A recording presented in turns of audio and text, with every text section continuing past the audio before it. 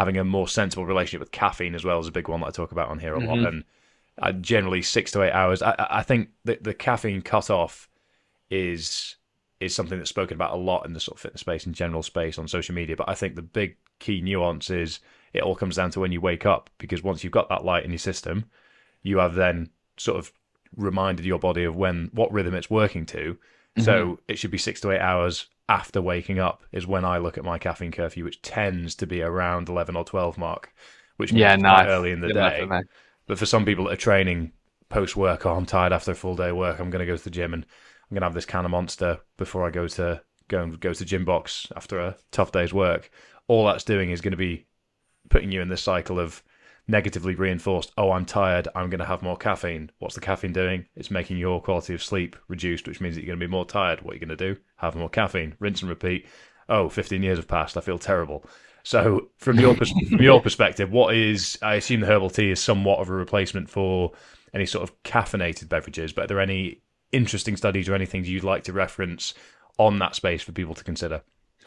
Yeah, I think the caffeine space is really interesting. So, because I've experimented with no caffeine and with caffeine, because I do like caffeine, it feels pretty good, and I think it's something that can be utilized. I just think it needs to be utilized in the right way. So, I definitely don't think it should be utilized to wake the system. So, I think there should be at least 90 minutes of after waking before caffeine comes in, because what's interesting about caffeine is we all kind of perceive it as it's something that's giving us energy because like you drink it and it's like, wow, I'm more energetic. But it's not actually technically giving us energy. We have this chemical in our body called adenosine, which is what creates fatigue. And adenosine releases into your system in the evenings and it releases whenever the body is tired. And when you have adenosine in you, you're like, well, I feel quite slow and I feel quite exhausted.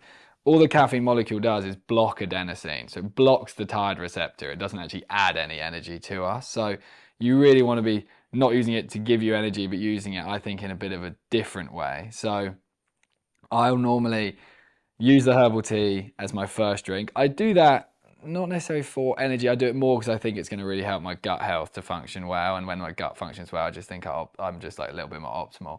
And then at about 11, which is where I'll begin to experience my first like slight dip. And normally a dip for me will be my concentration beginning to fall because I don't have like crazy good concentration. It's something I have to really, really work on.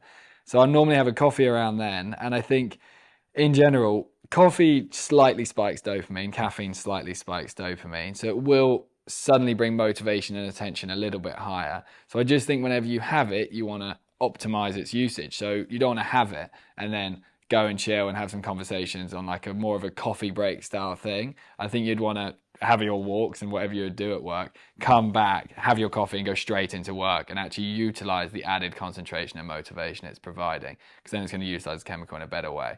But I'm similar with you. I definitely don't think after midday is a good time to be having anymore.